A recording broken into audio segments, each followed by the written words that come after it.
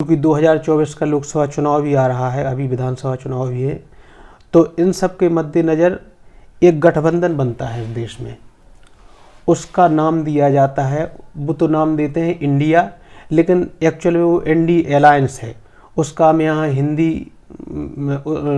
अनुवाद या उसका पूरा फुल फॉर्म क्या है वो नहीं बोलेंगे, क्योंकि उसको बोलने में शायद हमारी जीभ में लकवा आ जाए। तो क्या ठगबंधन कहा जाए ना? हाँ, ये एक तरीके से ठगबंधन है, बिल्कुल है, क्योंकि गठबंधन के दौर थे जो अटल बिहारी वाजपेयी जी के समय में हमने देखे, और उससे पहले हमने देखे जब 5-5, 10-10 सीटें जीत के लोग बहुत अच्छी पोजीशन में आ गए, फिर मोल तोल करते थे। छोटी पार्टियों का बस इतना ही सा काम है, वो जानते हैं हम सत्ता में नहीं आ सकते। अभी हाल कांग्रेस की वहाँ क्या स्थिति है, रायबरेली अमेठी के बाहर कांग्रेस है कहाँ? बिल्कुल। और अमेठी भी पिछली बार वो हार चुके हैं, तो वहाँ भी वो यही कहेंगे कि हम आपको एक सीट दे देते हैं अगर ज़्यादा है, अगर गठबंधन रखना है तो। बिल्कुल। क्या कांग्रेस इसको स्वीकार पाएगी कि एक 80 सीटों वाले यूपी में वो सिर्फ एक सीट पर लड़े?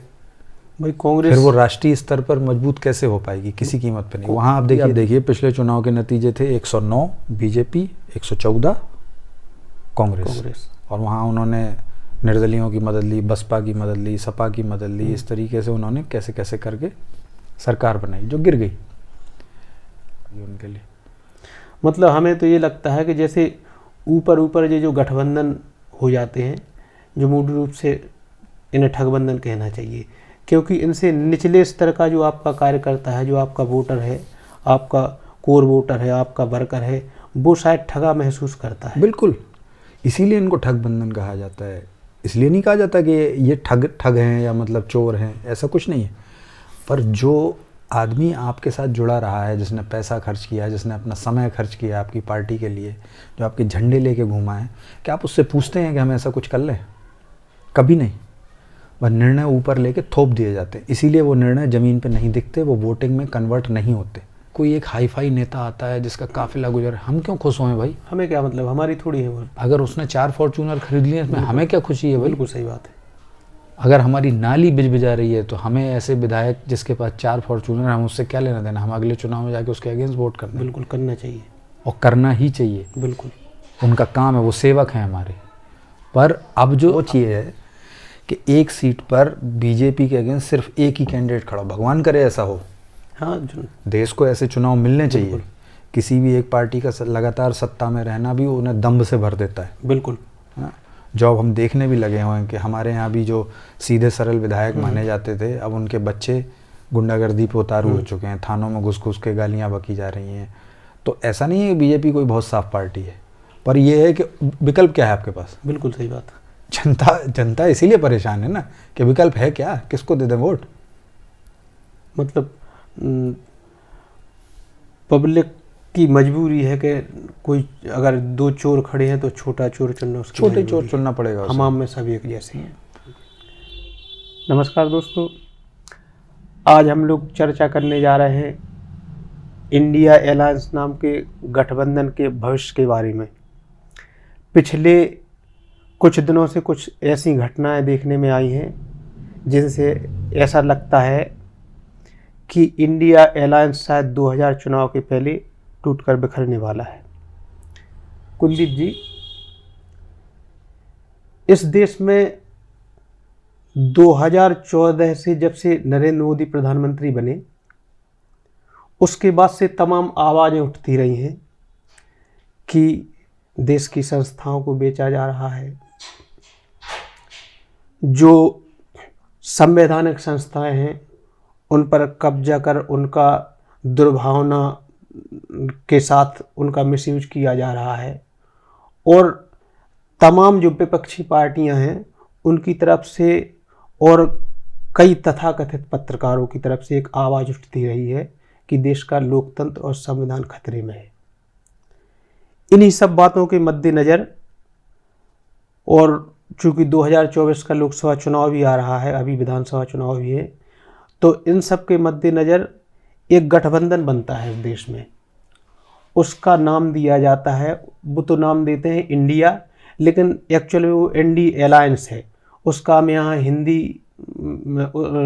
अनुवाद या उसका पूरा फुल फॉर्म क्या है वो नहीं बोलेंगे, क्योंकि उसको बोलने में शायद हमारी जीभ में लकवा आ जाए। तो हमारे कहने का मतलब ये है कि जिस गठबंधन के बारे में तमाम बातें हुई, बिहार में भी मीटिंग हुई, मुंबई में, और चर्चाएं हो रही थी कि है फेविकॉल के जोड़ से भी मजबूत है इन सब दलों का गठबंधन, अंबुजा सीमेंट जैसी मजबूती है इसमें। लेकिन अभी मैं एक बयान सुन रहा था उत्तर प्रदेश के पूर्व मुख्यमंत्री अखिलेश यादव जी का और कांग्रेस के नेता अजय राय का। तो अजय राय जी जिस बदतमीजी के साथ बात कर रहे थे, कमलनाथ जी ने कहा कि अखिलेश को छोड़िए, मध्य प्रदेश चुनाव के संदर्भ में हम बात कर रहे हैं, तो उससे ऐसा लगता है कि शायद कुछ तल्खियाँ इनके बीच में बढ़ रही हैं। तो ऐसे में आप क्या देखते हैं कि इंडिया अलायंस का 2024 तक क्या भविष्य होने वाला है? देखिए, इस बारे में मेरी राय बिल्कुल अलहदा है। मैं इसको एक गठबंधन के तौर पर देखता ही नहीं जी। वो इसलिए क्योंकि गठबंधन जब किए जाते हैं तो ये मैं मानता हूँ कि विचारधाराएं अलग होती हैं, पार्टियां अलग होती हैं और उनके काम करने के तौर तरीके अलग होते हैं, उनका कार्य क्षेत्र अलग अलग होता है। जैसे कई क्षेत्रीय दल हैं जो सिर्फ एक सीमित राज्य या ज़्यादा से ज़्यादा 2 राज्यों तक जी पकड़ रखते हैं। उनमें एक बड़ा जो खिलाड़ी है वो है कांग्रेस जी, जहाँ पर मेरे हिसाब से पहले ये नाम तय हुआ ताकि उसका शॉर्ट फॉर्म बन जाए इंडिया जी। लेकिन जब हम इंडिया में जो आखिरी ए है वो अलायंस ही है जी, तो इसलिए वो हो जाता है इंडी। लेकिन वो इंडिया अलायंस उस तरीके से गलत बोलते हैं उसको, ऐसा नहीं बोलना चाहिए। वो इंडी अलायंस, या तो आप इंडिया बोल दीजिए कि हम इंडिया ख़त्म। तो ये गठबंधन इसलिए काम करने वाला नहीं है क्योंकि हमने पहले भी इस देश में देखा है। पिछले लोकसभा चुनाव में 2019 में यहाँ सपा बसपा का गठबंधन हुआ। ऊपर के नेता तो कर लेते हैं गठबंधन, लेकिन नीचे जो कार्यकर्ता है, जो वोटर है, क्या वो उस गठबंधन को स्वीकार पा रहा है? महत्वपूर्ण बात ये होती है क्योंकि आंकड़ों में तो यही लगा था कि सपा और बसपा उनके अपने अपने कोर वोटर्स हैं और जब उनके पिछले चुनाव में मिले हुए आंकड़ों को हम जोड़ देते हैं तो वो बीजेपी को मिले कुल वोटों से बहुत आगे निकल जाता है जी। मतलब ऐसा अगर आंकड़ों पे देखा जाए तो बीजेपी या कोई और यूपी में तो कहीं से भी लड़ाई में दिख ही नहीं रहा था। ये लग रहा था कि सपा और बसपा मिलकर क्लीन स्वीप कर जाएंगे और बहुत बड़ी बड़ी जीत होगी। लेकिन आप देखिए हुआ क्या, वो गठबंधन मिलके 15 सीटें जीत पाया जिसमें जो बड़ा प्लेयर था सपा वो 5 सीटें जीता और उसका वोटर शिफ्ट हुआ बसपा की तरफ जिसको मिली 10 सीटें। उससे ठीक पहले के चुनाव में उस बसपा को मिली थी 0 सीटें, तो उन्होंने वहाँ 10 सीटों का गेन हासिल कर लिया सपा की मदद से। लेकिन बसपा का जो वोटर है वो सपा की तरफ शिफ्ट नहीं हुआ जी। यही सच्चाई है। तो ऐसे गठबंधन जो ज़मीन तक अपना संदेश नहीं पहुंचा पाते, जो ज़मीन पे अपने कार्यकर्ताओं को तैयार नहीं कर पाते, उनकी मानसिकता नहीं बदल पाते, वो कभी सफल नहीं होते हैं। तो क्या ठगबंधन कहा जाए ना?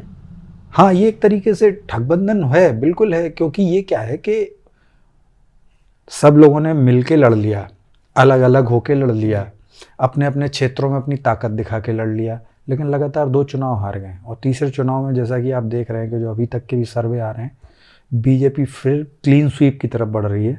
बीजेपी फिर एक बहुत तगड़े बहुमत के साथ वापस लौटती दिख रही है। नरेंद्र मोदी का कोई विकल्प नहीं दिखाई देता इस देश में। राहुल गांधी मैच्योर दिखने की कोशिश करते हैं लेकिन वो अभी भी अपने किन सलाहकारों के साथ हैं, क्योंकि जब सुप्रिया श्रीनेत जैसी बदतमीज महिला को उन्होंने प्रवक्ता बना रखा है जो सुनती कम है चिल्लाती ज़्यादा है। वो एक पूर्व पत्रकार रही है, चुनाव लड़ चुकी है, बहुत बुरे तरीके से हारी थी, पर उन्हें ये लग रहा है कि ये हमारी जो प्रवक्ता है ये बहुत शानदार काम कर रही है। भाई अब वो दौर गया जब गठबंधन के दौर थे जो अटल बिहारी वाजपेयी जी के समय में हमने देखे और उससे पहले हमने देखे, जब 5-5, 10-10 सीटें जीत के लोग बहुत अच्छी पोजीशन में आ गए, फिर मोल तोल करते थे। छोटी पार्टियों का बस इतना ही सा काम है, वो जानते हैं हम सत्ता में नहीं आ सकते।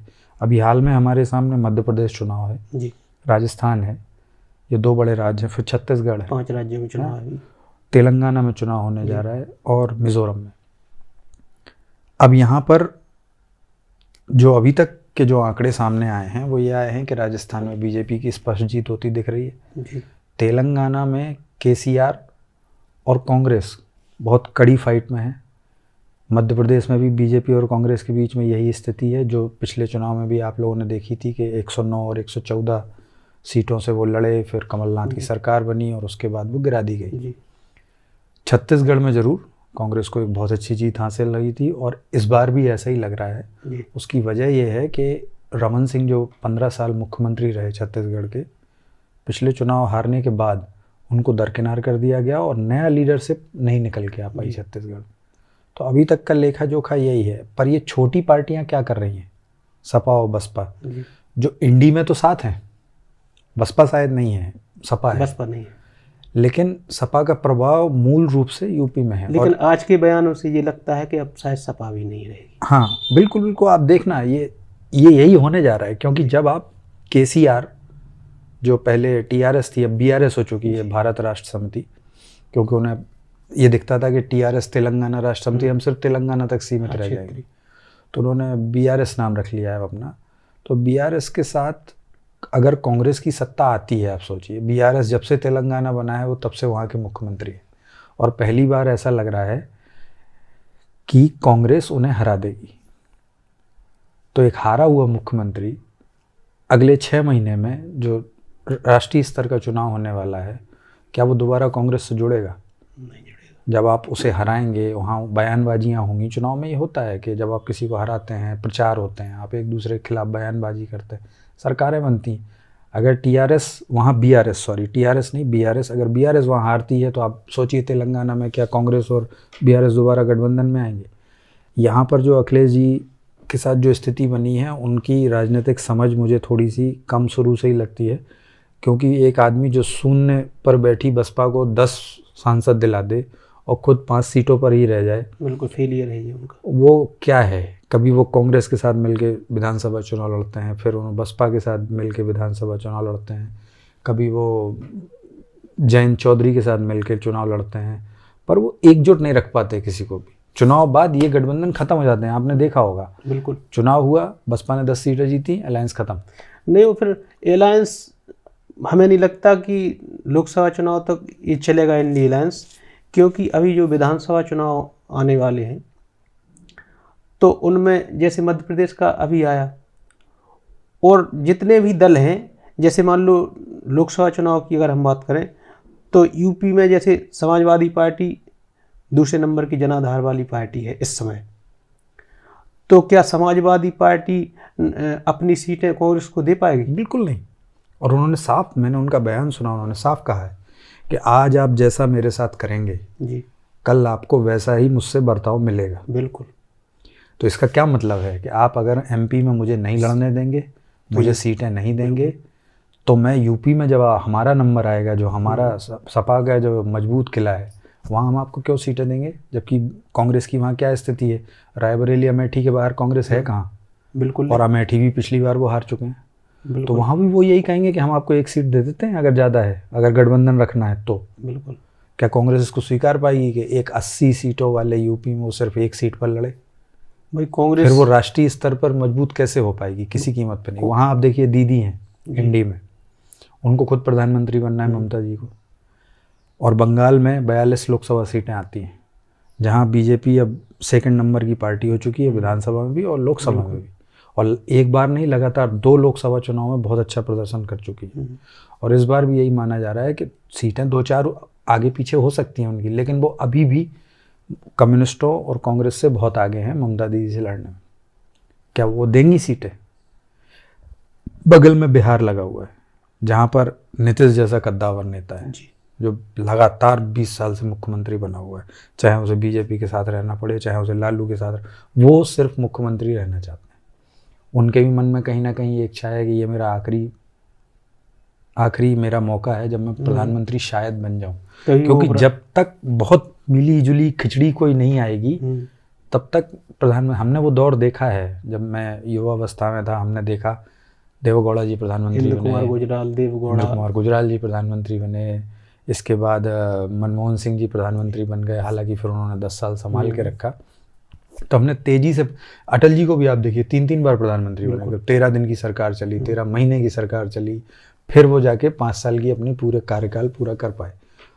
और एनडीए के साथ क्या है कि जैसे एनडीए में मैं आपको बताऊं, एनडीए में जो घटक दल हैं वो या तो बहुत ही छोटे हैं, जो ये स्वीकार चुके हैं कि हम बीजेपी से किसी सूरत में नहीं लड़ सकते, कांग्रेस के साथ हम जा नहीं सकते, वो इसलिए चुपचाप और उनको जो मिलता रहता है वो उसमें प्रसन्न रहते हैं, 1-2 मंत्री पद मिलते रहते हैं वो उसमें खुश रहते हैं, और वो जानते हैं कि हम बहुत बड़ी पार्टी नहीं है।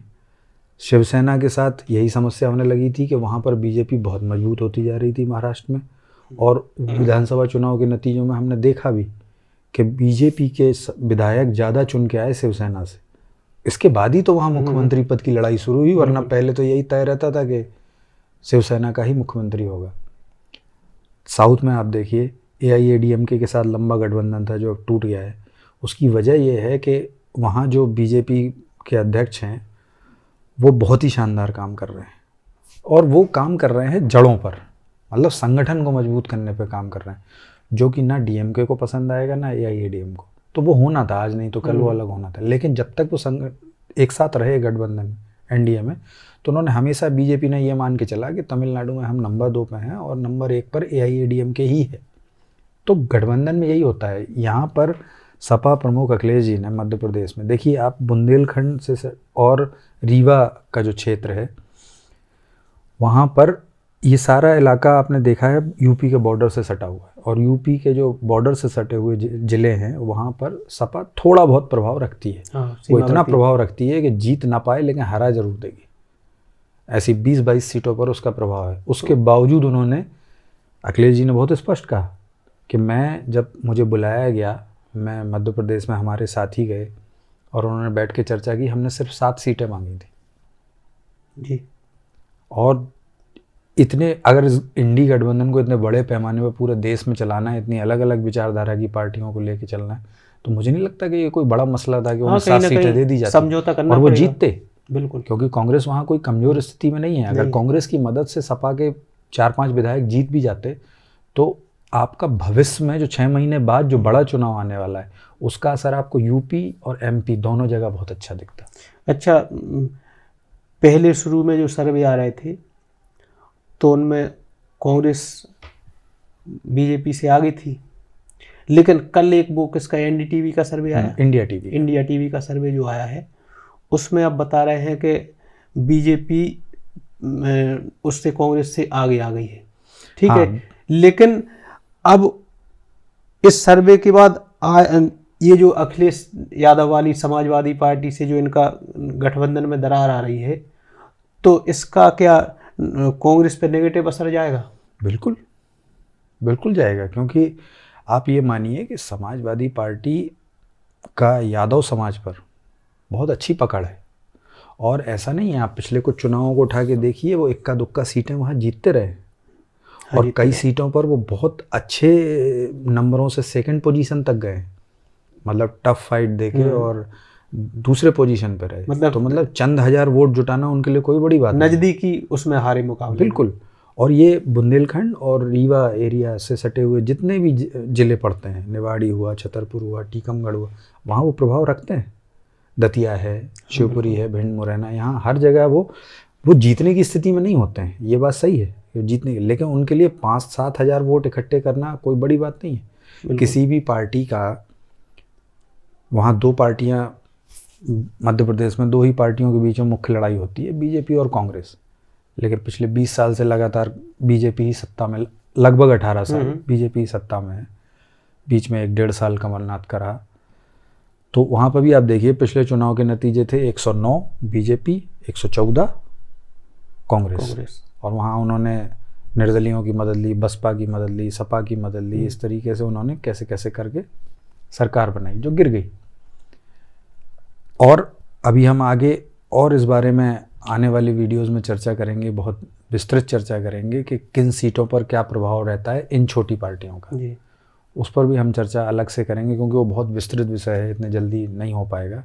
लेकिन निश्चित तौर पर ना सिर्फ अभी कांग्रेस नुकसान झेलने जा रही है, बल्कि इंडी गठबंधन के लिए बिल्कुल भी अच्छा संकेत नहीं है, क्योंकि आप पहले से ही, मैं इसको गठबंधन नहीं मान के चल रहा हूँ, ये एक तरीके की मजबूरी है कि भाई हम अकेले अकेले तो जीत नहीं पा रहे हैं, तो एक कोशिश ये भी करके देखते हैं कि भाई मिल के लड़ लेते हैं।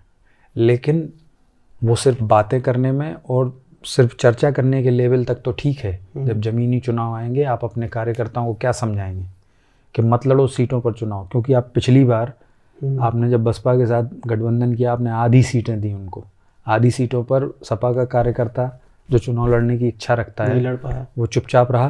बिल्कुल। अब क्या इस बार फिर भी आप उसे रोक लेंगे? तो क्या वो 10 साल तक चुनाव नहीं लड़ेगा? मतलब कार्यकर्ता क्या केवल ईंधन की तरह जलता रहा? वो नहीं कर पाएगा ना। आप कितनी आप बमुश्किल कांग्रेस को अगर बहुत सपा दया भी करेगी तो 2 सीटें छोड़ेगी उनके लिए। मतलब हमें तो ये लगता है कि जैसे ऊपर ऊपर ये जो गठबंधन हो जाते हैं, जो मूल रूप से इन्हें ठगबंधन कहना चाहिए, क्योंकि इनसे निचले स्तर का जो आपका कार्यकर्ता है, जो आपका वोटर है, आपका कोर वोटर है, आपका वर्कर है, वो शायद ठगा महसूस करता है। बिल्कुल, इसीलिए इनको ठगबंधन कहा जाता है। इसलिए नहीं कहा जाता कि ये ठग हैं या मतलब चोर हैं, ऐसा कुछ नहीं है। पर जो आदमी आपके साथ जुड़ा रहा है, जिसने पैसा खर्च किया है, जिसने अपना समय खर्च किया आपकी पार्टी के लिए, जो आपके झंडे लेके घूमा है, क्या आप उससे पूछते हैं कि हम ऐसा कुछ कर लें? कभी नहीं। वह निर्णय ऊपर लेके थोप दिए जाते हैं, इसीलिए वो निर्णय ज़मीन पे नहीं दिखते, वो वोटिंग में कन्वर्ट नहीं होते। जब वोटिंग करते समय, अब देश की स्थिति अलग है, लोग शिक्षित हैं, लोग चर्चाएं करते हैं। आप गली मोहल्ला, हम आप गांव से जुड़े हुए हैं, आप देखते होंगे गांव में तो और विस्तृत चर्चाएं होती हैं, एक एक कैंडिडेट पर चर्चा होती है, और चुनाव की वोटिंग की एक रात पहले तक ये चर्चाएं चलती रहती हैं। और उसके बाद जाके ही मतदाता फिर कहीं चुपचाप जाके वोट करके आ जाता है, और वो अपना नफ़ा नुकसान अब देखने लगा है। वो ये नहीं देखता है कि इंडी गठबंधन है साहब, बंगाल में भी जीते, उसे क्या लेना देना बंगाल से भाई। हमें ऐसा लगता है कि जो बड़े बड़े नेता जो अपने आप को बुद्धिजीवी मानते हैं, उनसे अगर तुलना की जाए तो उनकी अपेक्षा आम आदमी की जो चेतना की सामूहिक समझ है वो ज़्यादा मजबूत है। क्योंकि अगर वो मजबूत नहीं होती तो जैसे यूपी में आपने देखा, समाजवादी पार्टी और बहुजन समाज पार्टी दोनों का गठबंधन हुआ, लेकिन सीटें नहीं आई। तो इसका क्या मतलब है? अगर आप भाई आंकड़े वाइज, अगर आंकड़े की दृष्टि से देखें तो फिर किसी को जगह ही नहीं होनी चाहिए, क्योंकि कांग्रेस बीजेपी तो साफ हो जाना चाहिए, उनका तो वैसे भी वोट नहीं था पहले। वही तो कह रहा हूँ मैं आपको, वही मैंने बताया कि अगर आंकड़ों की तरफ देखें तो आपको एक सीट जीतते हुए नहीं दिखेगी कोई भी पार्टी। आपको हर सीट पर यही लगेगा कि अरे यार यहाँ भी सपा बसपा गठबंधन जीतेगा, पर ऐसा हुआ नहीं हुआ। बमुश्किल आप 15 सीटें जीत पाए, और जिसमें भी सपा को तो बहुत ही ज़्यादा नुकसान हुआ, तो उनका वोटर तो उस तरफ शिफ्ट हुआ, लेकिन बसपा का वोटर नहीं शिफ्ट हुआ, वो बीजेपी की तरफ शिफ्ट हो गया, क्योंकि वो सपा को जीतते हुए नहीं देखना चाहता है। और जब तक ये बात ऊपर बैठे हुए लोग नहीं स्वीकारेंगे, देखिए पहले के नेताओं में और अब के नेताओं में ये अंतर है कि पहले नेता जनता के बीच बैठता था। बिल्कुल। उसके काफिले नहीं गुजरते थे पहले, वो आता था, वो जनता के बीच में चाय पीता था बैठ के। इतने सरल नेता होते थे। हमने अपने क्षेत्र में भी कई ऐसे नेता देखे हैं जो रोजाना शाम को पैदल घुमा करते थे, इक्का दुक्का लोगों के साथ, कोई गनर नहीं, कुछ नहीं, व्यक्तिगत कनेक्शन, और उनको हराना असंभव था। उनको कोई नहीं हरा पाया जब तक उनकी हत्या नहीं हुई। मैं उनका नाम नहीं लेना चाहता हूँ। जब तक उनकी हत्या नहीं हुई तब तक उन्हें कोई हरा नहीं पाया। और वो उनका सबसे इंटरेस्टिंग काम यही होता था कि रोज़ शाम को निकलना जी, अपने लोगों के बीच में बैठना, इनके यहाँ से चाय आ गई, उनके यहाँ से नाश्ता आ गया, सब बैठे हैं, चौपाल हो रही है और चौपाल पे चर्चाएं हो रही हैं कि क्या होना है, क्या तुम लोगों को कोई ज़रूरत है, किसके घर में शादी है, कहाँ नालियाँ ख़राब हो रही हैं, कहाँ रोडें ख़राब हो रही। जनता, हम और आप, हमारे बेसिक मुद्दे बस इतने ही से होते हैं। हमको अब कोई एक हाई फाई नेता आता है जिसका काफिला गुजर, हम क्यों खुश हों भाई? हमें क्या मतलब, हमारी थोड़ी है वो। अगर उसने 4 फॉर्च्यूनर खरीद लिए इसमें हमें क्या खुशी है भाई? बिल्कुल सही बात है। अगर हमारी नाली बिजबिजा रही है तो हमें ऐसे विधायक जिसके पास 4 फॉर्च्यूनर, हम उससे क्या लेना देना? हम अगले चुनाव में जाके उसके अगेंस्ट वोट करना। बिल्कुल करना चाहिए, और करना ही चाहिए। बिल्कुल उनका काम है, वो सेवक हैं हमारे। पर अब जो ब्रीड है वो एसी वाली ब्रीड है। अब नेताओं की ब्रीड एसी वाली है, और ज़्यादातर ऐसी ब्रीड है जिनके बाप दादे कुछ रहे हैं, बड़े अधिकारी रहे हैं या बड़े नेता रहे हैं, पैसा काफ़ी कमा चुके हैं, वो टिकट खरीद सकते हैं। हर पार्टी में इस चीज़ का बोलबाला हो चुका है। सिर्फ ना बीजेपी अछूती है, ना कांग्रेस अछूती है। और उसके लिए अब एक अजीब सा तर्क ढूंढ लिया गया है कि चुनाव लड़ने के लिए पैसे की ज़रूरत तो पड़ती है। क्यों पड़ती है भाई? तुम लोग खर्च करते हो ना ऊट पटांग, दारुएँ तुम्हें बंटवानी होती हैं, तुम्हें मुजरे करवाने होते हैं, तुम्हें गाड़ियों पे अपनी गाड़ियों पर, कि जो तुम्हारी 50-50 गाड़ियों में काफिले घूमते हैं, क्या वो पानी से चलती हैं गाड़ियाँ? तो तुम अपनी अय्यासी का खर्चा हमसे वसूलना चाहते हो। अब ये जो लोग हैं, जो नए नेता हैं, ये जब तक दोबारा वो सब शुरू नहीं करेंगे कि आके ये जनता में बैठें, तब तक आप जनता को मोबिलाइज तो नहीं कर सकते। आप कैसा भी गठबंधन बना लीजिए, मैं तो कहता हूँ कि ये गठबंधन बहुत अच्छा काम करे, और जो इस गठबंधन के पीछे की मूल सोच ये है कि एक सीट पर बीजेपी के अगेंस्ट सिर्फ एक ही कैंडिडेट खड़ा, भगवान करे ऐसा हो। हाँ, देश को ऐसे चुनाव मिलने चाहिए। किसी भी एक पार्टी का लगातार सत्ता में रहना भी उन्हें दम्भ से भर देता है। बिल्कुल। हाँ, जो अब हम देखने भी लगे हुए हैं कि हमारे यहाँ भी जो सीधे सरल विधायक माने जाते थे, अब उनके बच्चे गुंडागर्दी पे उतारू हो चुके हैं, थानों में घुस घुस के गालियाँ बकी जा रही हैं। तो ऐसा नहीं है कि बीजेपी कोई बहुत साफ पार्टी है, पर यह है कि विकल्प क्या है आपके पास। बिल्कुल सही बात है। जनता इसीलिए परेशान है ना कि विकल्प है क्या, किसको दे दें वोट। मतलब पब्लिक की मजबूरी है कि कोई अगर दो चोर खड़े हैं तो छोटा चोर चुनना, उसकी छोटे चोर चुनना पड़ेगा। हमाम में सभी एक जैसे हैं। तो साथियों, यह थी एक सामान्य सी परिचर्चा आने वाले चुनावों और इंडिया अलायंस के भविष्य के संबंध में। आने वाले समय में हम लोग आंकड़े वाइज आपको चुनावी विश्लेषण उपलब्ध करवाने का प्रयास करेंगे। वीडियो आपको कैसा लगा, अपनी प्रतिक्रिया अवश्य दें। नमस्कार।